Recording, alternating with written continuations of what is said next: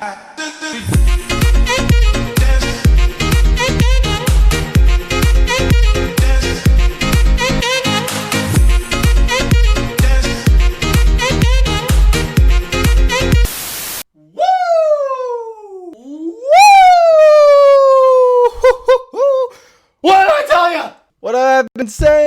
have I been saying ever since the boy even was into sport, ever since on that one day in 2015, or was it 2014?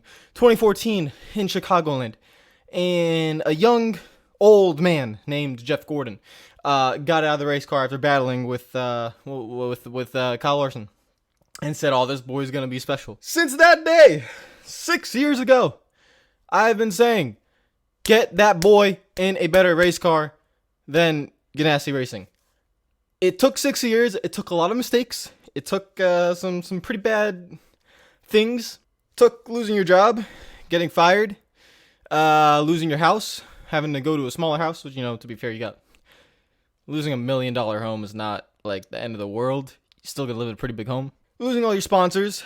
Luckily, your wife did stick around. Hey, wife always supports. Good job. Being called a racist from literally every race fan in NASCAR, which is kind of ironic because a lot of the older fans, I could go on Facebook right now and find a lot of them that are racist, so can't really call Larson racist. You're a racist, so it doesn't work that way.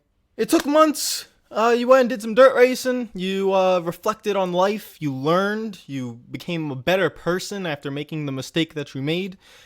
And we are back. And the dream is happening. I cannot emphasize enough how excited I am that the boy, Kyle Larson, is with Chase Elliott. The two best Chevy drivers I have seen since Jimmy and Jeff, on the same team again. It's like deja vu. It's like watching Jeff and Jimmy all over again. Now, is Rick Hendrick as dominant as, the days of Jeff and Jimmy? No. But when you have two drivers of that caliber, like Chase carrying Rick Hendrick on its back, and hey, to be fair, Alex Bowman's doing a great job.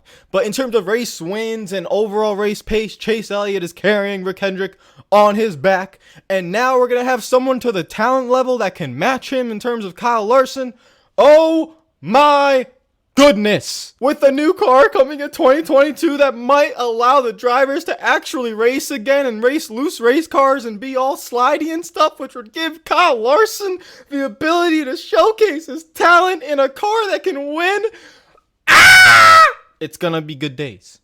Maybe not right away. Okay, it's gonna take some time. I don't even know who the sponsors are. The sponsors have not been announced. If you're a sponsor taking a chance on Kyle Larson right now, I give you credit because, hey, it's still kind of a risky move, to be fair. Larson's not like a superstar of superstars in the racing world. When I mean superstars, I mean like marketing wise. Like, we all know how good he is, but like marketing wise, you can't market him to the same level as a Chase Elliott or 7-time Jimmy Johnson or previously a Gordon or even Kyle Busch with M&M's and Mars.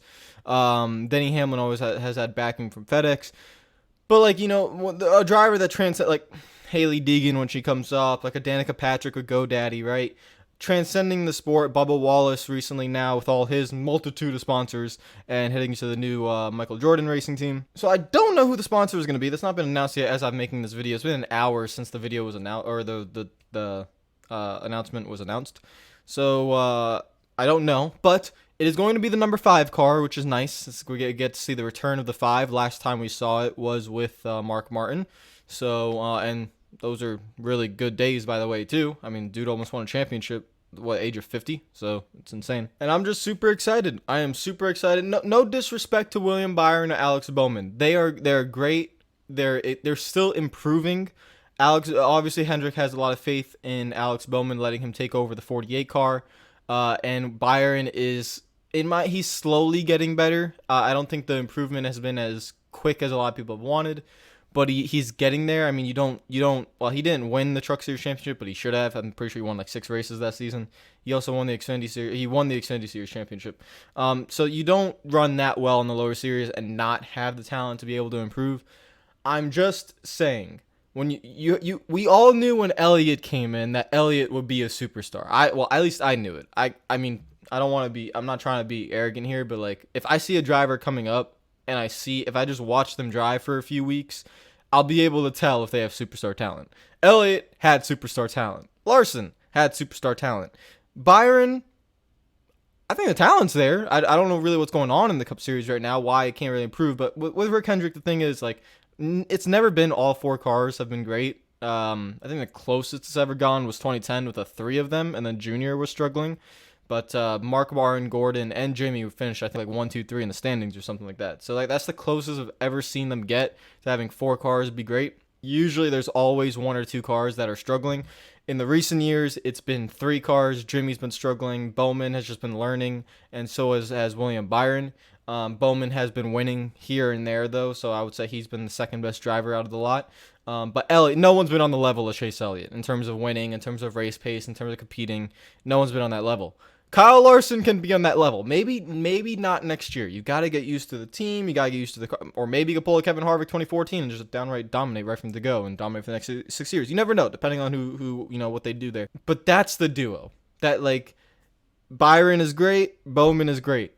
Larson and Elliott is superstar great. That's the dude. That's the equivalent of the Gordon and Jimmy Johnson era. They're both young. They are both going to carry Rick Hendrick for the next 10 to 15 years. It is but let's put it this way. 2 of the cars at Hendrick will never get let go unless the driver literally wants to leave for some reason. Elliott ain't getting kicked out of that 9.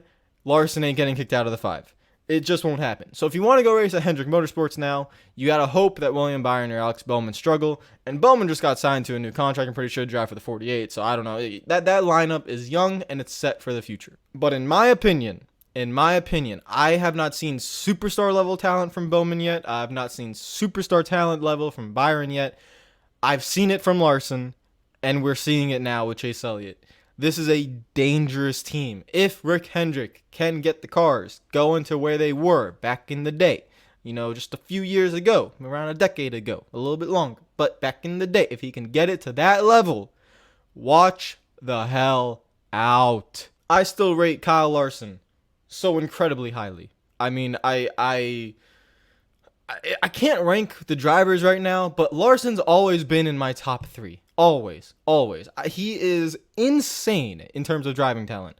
Now, the one thing is, Rick Hendrick doesn't usually like his drivers running dirt cars, and we just saw that Larson shut down his dirt team, so I'm pretty sure there's been an agreement there that Hendrick was like, listen, buddy, I'm going to need you to focus fully on Cup, and I think that is what's happening. So Larson will be going, I think, full-time Cup, no sprint car stuff. Not confirmed, but pretty likely that's going to happen. It's what happened with Casey Kane. Casey Kane, when he came to Hendrick, you got to shut down the dirt stuff. You're not allowed to go on dirt. It's always been like that. I can now put forth a winner for the Bristol dirt race. That will be a complete lock. It will be Kyle Larson, in my opinion. That's going to be, let's just shove that over there. That's going to be his first win of the season. But oh baby, this is great news. I don't even get. There's apparently a race today on 3 o'clock, 3 o'clock Eastern at Texas. Should have happened 3 days ago. Should have already packed it up and left already because that track is just horrible. Terrible facility. Let's just get out of there. But apparently there's still a race going on. I don't really care. I really don't. And I'm happy with this news. I'm looking at the future. I'm looking at the future and the fact that hopefully if the NASCAR doesn't mess up that car, I'm still not convinced on that yet. But if that car works, and Kyle Larson's now at Hendrick, and we still got, hopefully Denny is still sticking around in the 11, and Harvick, I don't know how many years he has left, because he's getting old. He's like 45, 46 now. So I don't know how many years he has left, but then, he's got Kyle Busch in there, and it's going to be a good day. It's still going to have Joey Logano pissing people off. That's never going to stop. Let's scroll through Twitter. I just want to see some of the stuff here. News, Hendrick Motorsports to reintroduce the number 5 team with Larson. There is the boy signing the contract. Incredible scenes. Incredible. Shout out Denny Delivers. I know you follow me. There we go. Shout out Corbett. I know you follow me too. Yep. I see a lot of happy comments too. I don't see a lot of hate on the timeline at the moment. It is looking good. Oh, the crew chief is announced. Okay, so Kyle Larson signed with the team to drive the number 5. The number 88 is going away, and Cliff Daniels will be the crew chief. Okay, so let's see how that works out. So let's go back. Let's see what else. Is anything else confirmed? Larson was HMS's number one choice for the slot heading into the season. That's what I was saying as well. I mean, I was thinking about it like, there was these rumors of Keselowski, right? And I was just like, no, I don't. If I'm a race team, I'm not hiring Keselowski. That's just not happening. That's not disrespect to Keselowski. I'm just saying, like, with the age, with the other drivers out there, like Larson that I knew was out there, I just had a feeling it was going to be Larson. Now, obviously, it got messed up along the way. Okay, there was a lot of issues that happened that could have very likely derailed everything. But they still got their man following the comeback effort the past 6 months. Very similar, let's say. I know it's not similar. This is a completely different issue, right? This is a much more serious issue with the Larson situation. But, my Dolphins team. The Dolphins were supposed to tank for Tua, right? That was going to be their man. They end up winning 5 games. They get the number 5 pick. Tua most likely would go either 1 or 2. Destroys his hip, is able to come back. Hip looks great. He falls down the draft order to number 5. In the end, destiny prevails. You got your man. The Dolphins got their man. Hendrick got their man. Happens in different ways. Happens in ways where you don't think you're gonna get him now because of certain situations. But in the end, destiny it still arrives all the same. God bless Thanos. And Larson is off to the best Chevy team in the sport. And Chevy got him back. The only person that was going to convince Chevy, the Chevy executives and Chevy Racing, to get Larson back was Rick Hendrick. Rick Hendrick, if he talks, you listen. That's how it is. He's the boss. He's the godfather. It doesn't matter if you're the CEO of Chevy or anything. You listen to Rick, all right? That's the man you listen to. And if Rick Hendrick said he wants that driver, if Rick Hendrick can gather the sponsors for that driver, you go get that driver. You don't question it. I love this quote because he's not talking necessarily about winning championships. He's just like, listen, my goal is to win races, be a great teammate, and continue my personal efforts to grow. He knows that he still has to become better, become a better person, not to make those mistakes. Take that word out of your vocabulary, understand the history behind it, understand that you just cannot use it, not even in a private context matter, joking with friends, you cannot do that. So it is good news there. And yeah, it looks like everyone is good. Here we go. Mr. Hendrick is one of the people who extended a hand to me over the past 6 months. Our initial conversations were not about racing. He cares about me as a person and wants me to succeed beyond driving. Listen, Jeff Gordon always looked at Rick Hendrick as a father. So, I mean, I know Gordon has a father, but Rick Hendrick is also basically a father to him. That man. I love that man. I've never met him. If there is anyone in this world that I would have more respect, I don't know if I would have any more respect to than Rick Hendrick. Like, my respect levels for that man is on a level that it can't be topped. Like, it is insane. That man is a wonderful man, and I'm happy that he got his driver. I'm happy that Larson is at the team. He's at Hendrick Motorsports. It is just, oh my goodness. This is a funny tweet here. The sound of about 500 professional dirt track drivers taking a sigh of relief that Larson will not be taking their money next year. That's true. I mean, listen, I know people say, like, oh, NASCAR's not dirt, but it translates so well when you are great at dirt. The level he is, when you're as good as he is on dirt, it translates well to the Cup. We saw that in races where he literally just carries Ganassi on his back. We saw it when if you go to a track where it actually requires driver talent, he's able to do a good job there and end up trying to win the race. It's just great scenes. It's just great scenes. I think he does need to improve his short track program a little bit. I don't know how much that is Ganassi or how much that is him. But if he could just get a little bit better at the short tracks, I think he's already good, but he needs to improve just a little bit. Again, we're going to see just how good Ganassi were when they had Larson. I always believed Larson carried the hell out of that team. We'll see it now. If Larson performs better at Hendrick, it proves my theory right. If he doesn't, then hey, maybe Ganassi was actually very good and someone could go in that car and do the same thing. But we've seen what Kenseth is doing in the 42, and it's not even equivalently close to the same. Kenseth is a good race car driver. He's old, but he's still a good race car driver. Not even close to what Kyle Larson was doing when he was in that 42 car. So this is why I'm saying I really believe he's going to smash it at Hendrick. This is the lineup now. Hendrick 2021. We have Gustafson with Elliott. That's not going to change anytime soon. William Byron with Rudy Fugle, Bowman with Ives, and Larson with Cliff Daniels. Here's our Rick Hendrick statement. I think I'm going to end it after this one. I have full confidence that he understands our expectations and will be a tremendous ambassador for our team, our partners, and NASCAR.